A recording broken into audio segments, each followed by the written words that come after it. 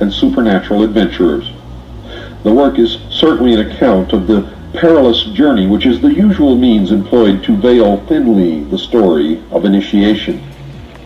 By comparison with the oral traditions of the northern Amerindian tribes, the legend unfolds what Dr. Paul Radden beautifully calls the road of light.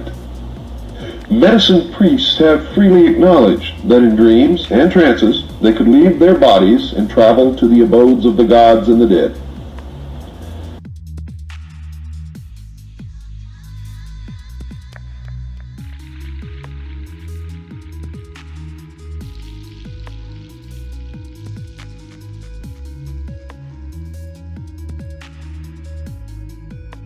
To make this journey while still living is initiation, for it is conscious participation in the fact of immortality.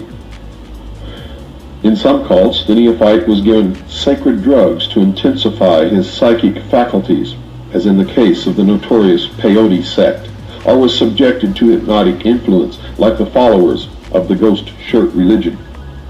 By some means, a condition of death was simulated, and the consciousness or superior self passed through certain internal experiences of which at least a partial memory was preserved.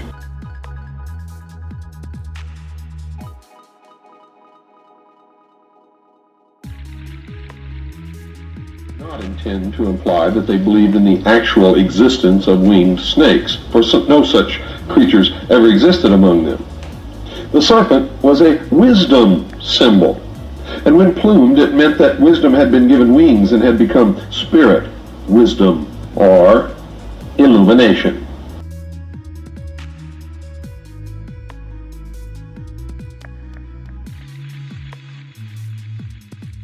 Price suggests that Matthew chapter 10 verse 16 explains the symbolism of the snake bird. Quote, "Behold, I send you as sheep into the midst of wolves. Be ye therefore wise as serpents and guileless as doves." Unquote.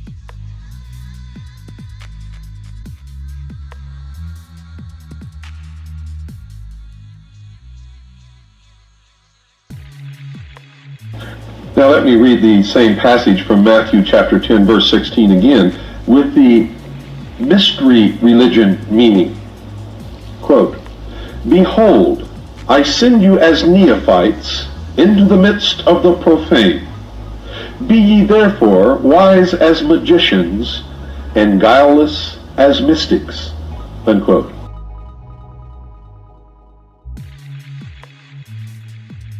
In the King James Version, as you can see.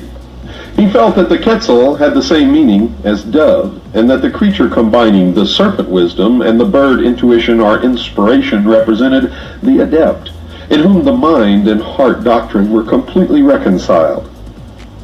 The conflict between the initiate and the adversary, or the paths of white and black magic, is always present.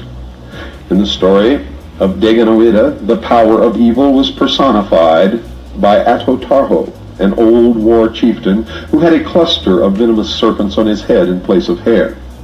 The Mexican Quetzalcoatl was attacked by the red god of war.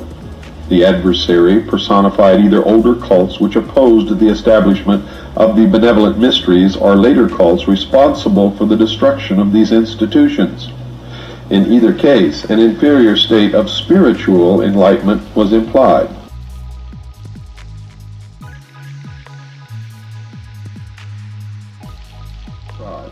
While the mass of the people are familiar only with part of the ritual and with its exoteric features.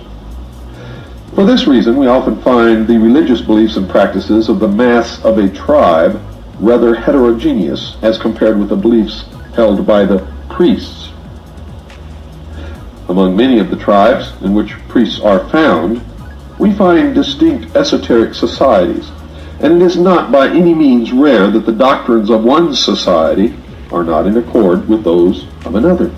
Esoteric forms of religion in charge of priests are found among the tribes of the arid region of the Southwest, the tribes of the southern Mississippi Basin, and, to a less extent, among the more northerly tribes of the Plains.